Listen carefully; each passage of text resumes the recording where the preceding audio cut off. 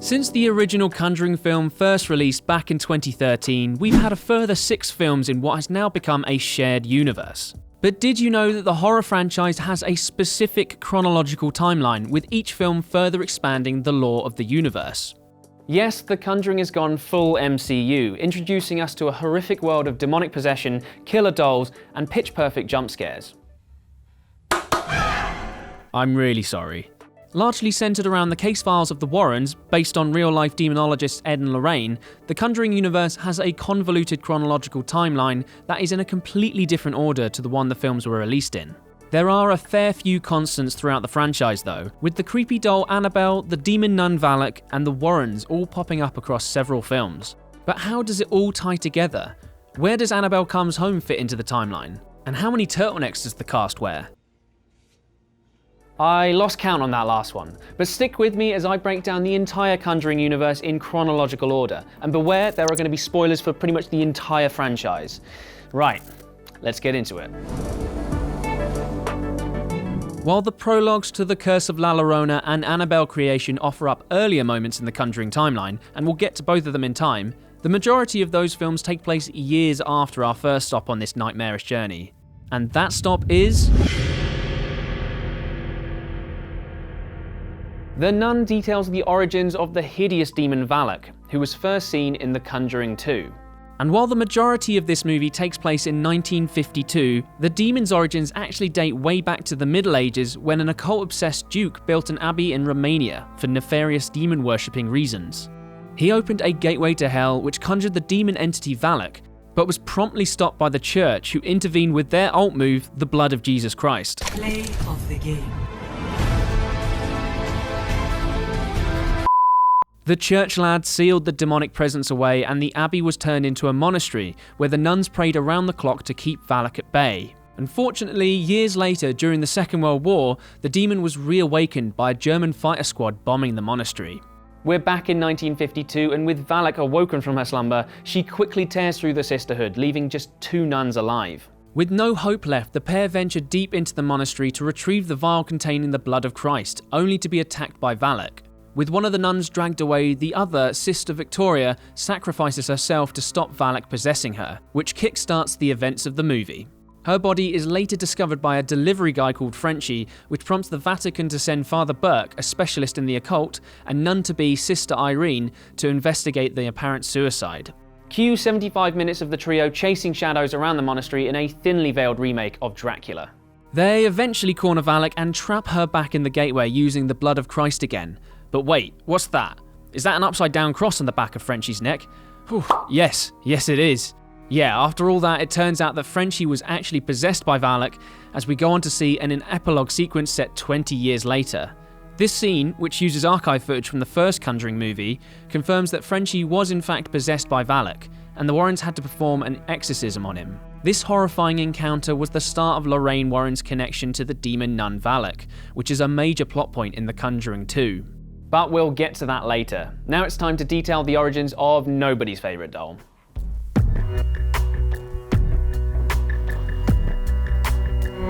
While the vast majority of Annabelle creation takes place in 1955, the prologue actually takes place in 1943 and shows the creation of the Annabelle doll by toymaker Samuel Mullins. He lives happily out on an isolated farm with his wife Esther and daughter Bee before things go sideways when Bee is killed in a road accident.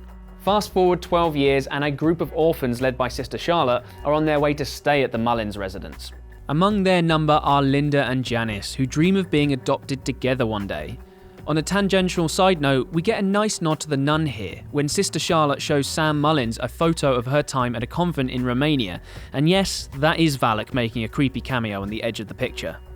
Anyway, while at the Mullins estate, Janice discovers the Annabelle doll in a hidden cupboard within Bee's old bedroom, and unwittingly unleashes a demonic presence that terrorizes the orphans. Okay, let's take a quick step back here and get some context.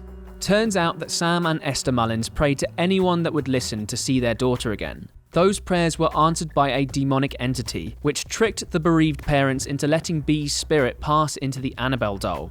With a conduit in the shape of the doll, the demon was free to go looking for a human host, attempting at first to latch onto Esther before getting thwarted by Sam.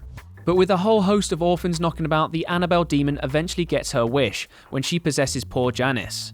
To add insult to injury, the possessed Janice demon thing then kills Sam and Esther Mullins, before attempting to kill Linda and Sister Charlotte.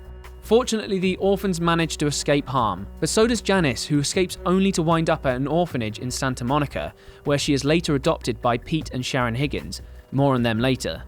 Another 12 years go by and Janice, still possessed by the demon and now going by the name Annabelle, gets caught up in a cult. She returns home to kill her parents in an epilogue that dovetails nicely into the opening scene of our next stop on the timeline.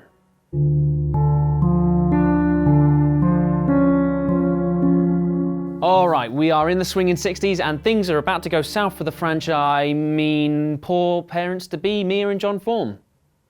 They happen to live next door to the ill-fated Higgins on the night when dear daughter Janice/Annabelle drops by to do a spot of murdering. With the Higgins quickly dispatched, Janice and her deranged boyfriend head next door to silence the Forms after John stumbles onto their crime scene.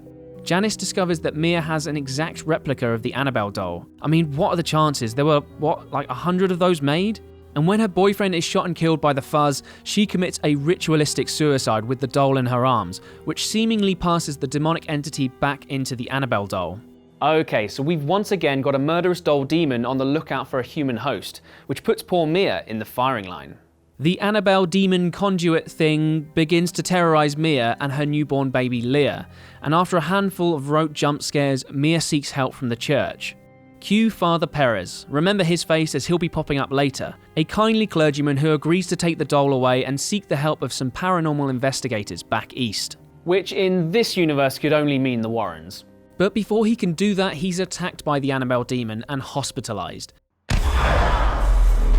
Mia then also seeks help from Evelyn, a librarian whose only real role in this movie is to dispense exposition at opportune moments. Evelyn sympathizes with Mia, having once been a mother who lost her child in tragic circumstances. The Annabelle demon uses the poor father's body as a disguise to trick Mia into stealing Leah. Mia then attempts to bargain with the demon, saying that she'll give away her soul in exchange for her babies. Just as she's about to jump out the window holding the Annabelle doll, John stops her. Only for Evelyn to sacrifice herself, which somehow puts a stop to the demon's attempts at finding a human host. Yeah, this movie doesn't make a whole load of sense, just go with it. The Annabelle doll gets carted away by the police only to wind up back in an antique shop a couple of years later, and in a final sequence we see the doll being bought by a lady for her daughter, which leads right into the Annabelle prologue at the beginning of...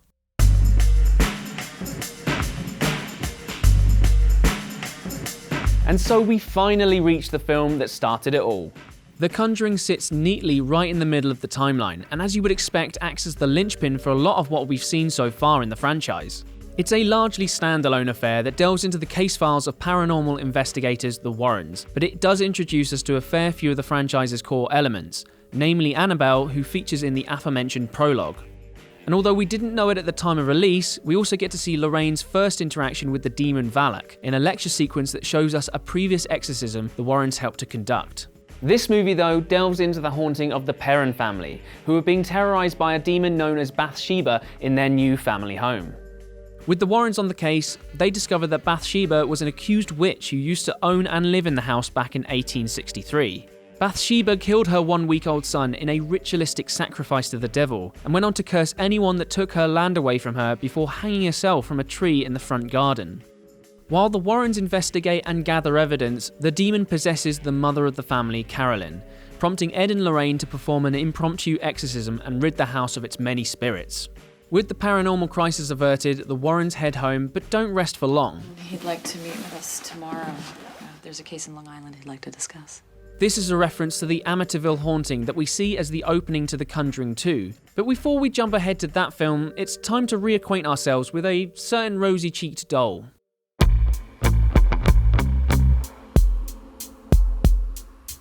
Yeah, we're back with Annabelle for a third solo movie, which slots into the timeline both alongside and after The Conjuring. So while the prologue of Annabelle Comes Home takes place after the opening of The Conjuring, the bulk of the movie actually happens about a year later and takes place primarily within the Warrens' household.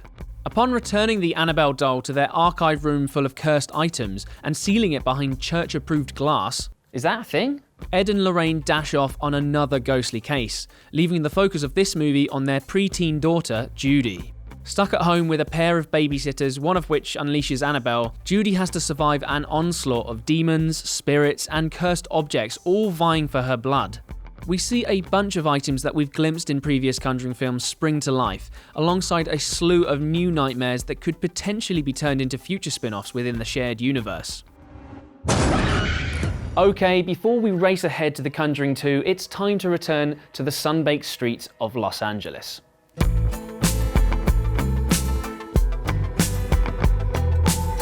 The Curse of La Llorona sees the Conjuring Universe back in the City of Angels for a retelling of Mexican folklore La Llorona, or the Weeping Woman, who is the ghost of a woman who drowned her own kids before taking her own life. After a prologue set 300 years earlier in 1673, we are introduced to social worker Anna, who is investigating an apparent child abuse case that unravels into a paranormal nightmare involving the titular La Llorona. With the Weeping Woman attacking her own children, Anna turns to a Conjuring Universe veteran, Father Perez, I told you he'd be back, who likens the incident to a previous one he experienced with a cursed doll. That sounds familiar. The good father refers Anna to former priest Raphael, who is ultimately able to protect Anna and her family from the Weeping Woman, whose curse is transferred back into her necklace. But here's where it gets interesting. As we reported over on GameSpot, there was a deleted scene that was supposed to offer a further connection back to the shared Conjuring universe. The director Michael Chavez stated that there is actually a scene that was going to be at the end of the movie, where we shot Linda's character Anna, who hands over the necklace to Raymond, who plays Raphael, for safekeeping. And Raymond says that he knows someone who can keep it safe and that they're on the East Coast and they handle that sort of thing. Now that could only mean everyone's favourite demonologist duo, the Warrens, whose archive room by the reckoning of this deleted scene is potentially getting another cursed item.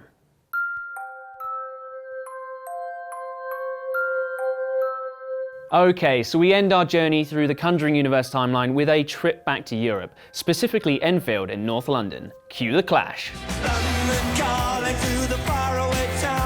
After a prologue sequence that wraps up the Warrens' Amityville investigations and introduces the demonic nun Valak, we're in grim and grey London town, with the Hodgson family who have got their own paranormal problems. Their family home appears to be haunted by the spirit of an angry elderly man, who's becoming increasingly violent with his poltergeisting. And that is a word I just made up.